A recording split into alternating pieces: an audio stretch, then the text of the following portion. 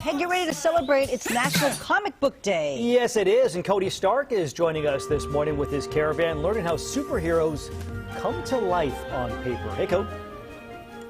I know. This has been so much fun this morning, learning about the whole process. Okay, Ben, we got one more person to talk to. Yes, Please introduce. We already did the writing, we did some art, and now we're going to talk to somebody who does it all. He likes to call himself a triple threat. It's Caravan Silva of Taurus Comics. All right, let's go back. Let's go back and talk to Caravan. Now, Caravan and I have known each other for a long time. We've been Twitter pals since before it was X. You know what I'm saying? That's how long we've been friends. Let's talk about your process, because unlike these two gentlemen, you are a triple threat. You do it all. Yeah, I write, I draw, I ink.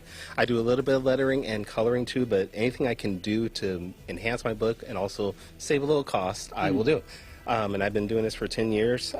It's a great process, you know, being able to create my own scripts and finally see it as a finished artwork. Now, as we were talking earlier, he was like telling us, it was like he was saying, well, I write the script and I tell the artist, you know, certain things, or I'm asking for these things.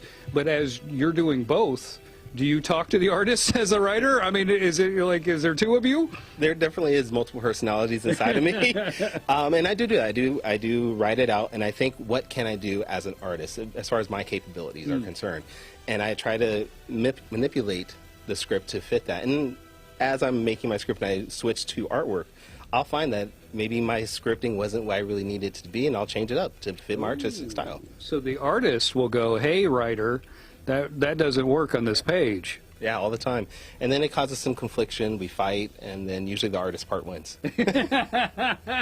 That's fantastic. Let's talk about some of your work, because I've read a lot of your stuff, because I'm a big fan. So tell them a little bit about what kind of comic books you write.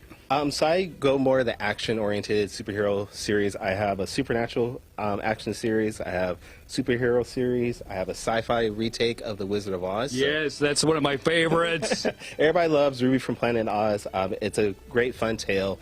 And, you know, I'm going to get back to that soon. And then I have a new series called StarCorps, which is a sci-fi take of things like, I don't know, Guyver, Ben 10, things like that. So okay. I have a wide variety of things, depending on what you're looking for. Is that based on, like, you being fascinated by something at that time, or is it something you're like thinking this is what people are going to be into next? A little bit of both. I mean, I think I want to make stories that everybody can like. I don't want to have just a superhero series and just pigeonhole myself into that one genre. I like to stretch and have things that everybody can enjoy.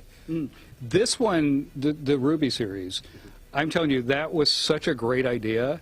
Like when you were telling me about it, I was like, oh my goodness, that's going to be a hit. That was so interesting, because you totally flipped the script on something that we've all seen 1,000 million times, you know, with our families and stuff like that. But you brought it to a new world, man.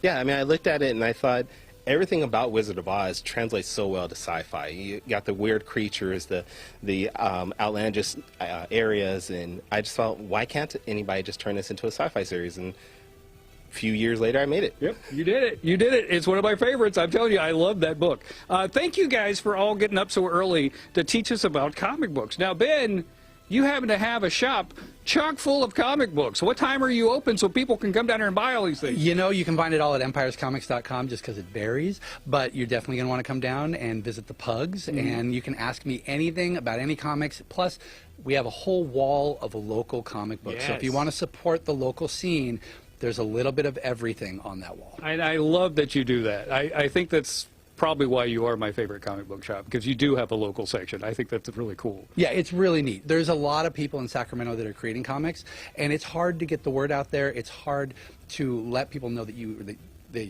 it's there. So having that designated spot, we have plenty of customers who their first stop is right to that wall to see what we have. Yeah, it's fantastic. Now, Ben, also, you have your own line of comics. You've been doing your own, too. As the difference between a comic book store owner and somebody that's publishing these things, what is that like? You know, the comics are a work of passion. It's something that I need to get out. It's something that I want to do. So it's a fun hobby, and we have collections. We have trade paperbacks. We've got single issues. But it really is just all about passion in Yeah, that regard. Because yeah. I love comics and I love creating comics. Yeah, and then every once in a while he puts me in them. So that's what I like about it too. Usually he makes me into a jerk, but he puts me in his comic book. All right, National Comic Book Day. Please go out there and read some comics. This is truly an incredible art form. It's like a movie in your hand. You got the visuals, you got the narrative. It's a thing of beauty. It really is a thing of Cody? beauty. I love comics so much. Yes, ma'am. Our director Jonathan wants to know if they still have hot sauce there. Why, yes, they do have hot sauce here as well. What? Comic books and hot sauce. Cody, you Yep. there with those comic And books pugs. and everybody, you could not be more in your element if, like, Olivia Rodrigo was playing at an Auburn football game. This is so true. It's like all my loves Yeah. in one Where spot. would you like to go next with your caravan? Always looking for interesting stuff. You know, Halloween's around the corner. If you get something creepy you want to show me, let me know. Good day at kmaxtv.com. And then November is also around the corner. So if you got some folly stuff that you want to show off, I'm your guy. Sounds good. Good day at kmaxtv.com. And also, if Olivia is going to be performing at an Auburn football game, he'd like to go to that too. Yeah, that would have been much better than the Auburn game that actually happened last week. Yeah, sorry about that, Code. All right, thanks, Code.